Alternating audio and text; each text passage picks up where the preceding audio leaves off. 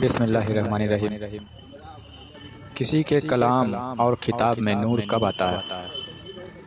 جس طرح سے آج کے ہمارے عامل حضرات ہیں جو لوگوں کو دم کرتے ہیں، تعویذیں گنڈا وغیرہ دیتے ہیں، ایسے لوگوں کے کلام میں، ایسے لوگوں کے دم اور تعویذوں میں نور کب آتا ہے؟ اور نور جب آئے گا تو وہ اثر کرتا ہے، اور جن کے کلام میں، جن کے دم کرنے میں اور جن کے گندے تعویذوں میں، تو یہی وجہ ہے کہ دم کرنا سے یا گندے وغیرہ تعویذ وغیرہ دینے سے اثر کیوں نہیں ہوتا؟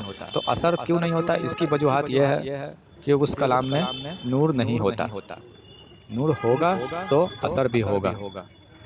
اسی طرح سے ہمارے آج کے مولوی حضرات ہیں، علماء حضرات ہیں، جو بڑی بڑی تقریریں کرتے ہیں اور دین کی باتیں کرتے ہیں، ان کی تقریروں سے، دین کی باتوں سے لوگ ایمان والے کیوں نہیں بن جاتے؟ تو یہی کارن ہوتا ہے کہ ہمارے علماء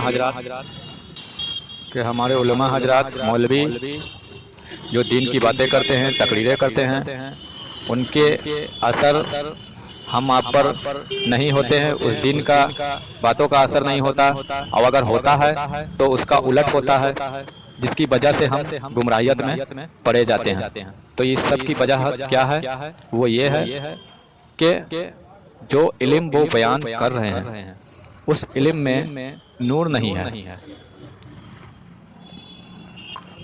جو دم وغیرہ کر رہے ہیں، تعویذ گنڈے وغیرہ دے رہے ہیں، وہ ہم پر اثر نہیں ہو رہا ہے، کیونکہ اس میں نور نہیں ہے۔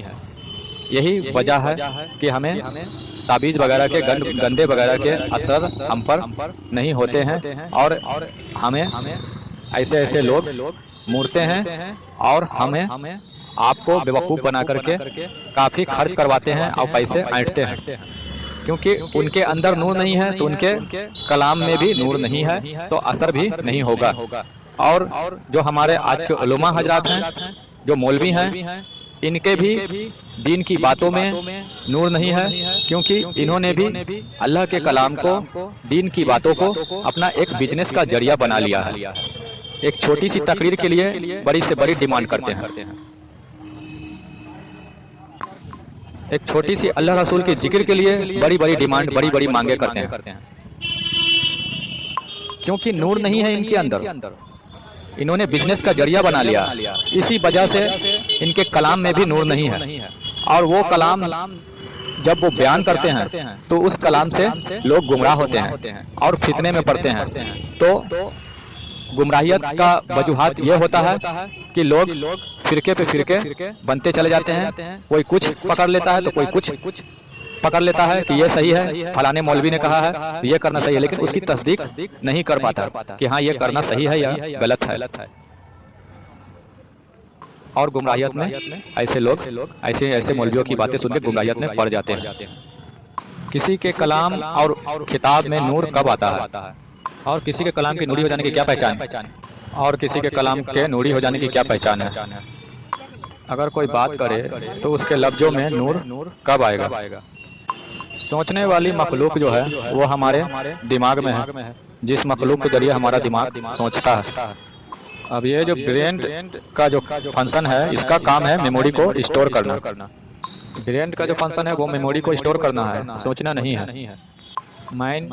مائنڈ، سب کانشس مائنڈ، ان سب کانشس مائنڈ، یہ تمام چیزیں جو ہیں یہ میموری کو اسٹور کرنے والی ہیں۔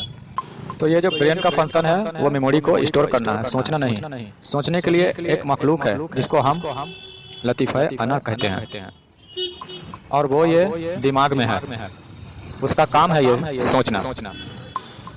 اور اگر اس کے اوپر شیطانی پردے ہیں تو پھر سوچ تمہاری شیطانی ہے، اور جب اس میں نور آ جائے گا تو پھر سوچ تمہاری نورانی ہو جائے گی۔ تو جو بھی کچھ سوچنا ہے اس سوچنے کا کام اس مخلوق لطیفہ انا کا کام ہے۔ اور زبان کو بلوانے کے لیے ہمارے اندر ایک اور مخلوق ہے جس کو لطیفہ اخفا کہتے ہیں، لطیفہ اخفا، اور یہ مخلوق ہمارے سینے کے سینٹر میں ہے۔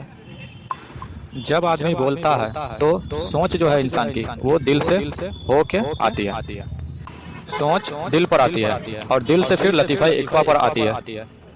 پھر لطیفہ اخوا سے زبان پر آتی ہے۔ تب جب کوئی سوچ یا علم دل میں آتا ہے اور اگر دل میں پہلے سے فسق و فسور ہے، سر ہے، دل میں گندگی ہے، تو وہ سوچ اور ان الفاظوں میں جو دل سے ہوتے ہوئے زبان سے نکلے گا، ان الفاظوں میں، ان سوچ میں فسق و فسور، نار، سر شامل ہو کر وہ زبان سے نکلے گا۔ اور اگر دل میں نور ہے تو وہ جو سوچ ہے وہ دل سے گزری اور دل کا نور اسے لگا، اور پھر وہ زبان سے جب نکلا، زبان سے الفاظ بن کر جب وہ نکلا تو ان الفاظوں میں دل کا نور بھی نکلنا شروع ہو جاتا ہے، ان الفاظوں میں دل کا نور بھی شامل ہو جاتا ہے۔ اور تیرے کلام میں نور تب آئے گا، تیرے کلام میں، تیرے تعلیم میں نور تب آئے گا جب تیرے قلب میں نور بننا شروع ہو جائے گا، تیرا قلب منور ہو جائے گا، سمجھیں؟ اور یہی وجہ ہے کہ ہمارے سرکار دو عالم صلی اللہ علیہ وسلم نے حدیث فرمائی کہ اتقوا عالم الجاہل، یعنی کہ جاہل عالم سے ڈرو اور بچو۔ صحابہ اکرام نے پوچھا کہ عالم بھی اور جاہل بھی؟ تو آپ نے فرمایا کہ عالم اللسان و جاہل القلب، یعنی اسود، مطلب یہ کہ جس کی زبان تو عالم ہے لیکن جس کا قلب سیاہ ہے۔ اور وہ جاہل عالم کیسے بنا؟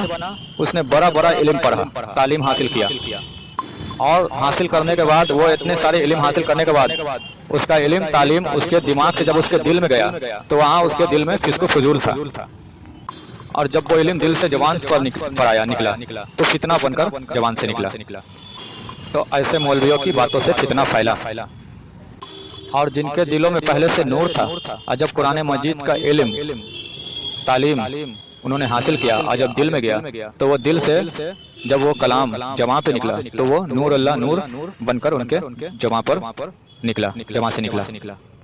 تو عام آدمی کا قرآن پڑھنا اور ہو گیا، اور مومن کا قرآن پڑھنا اور ہو گیا۔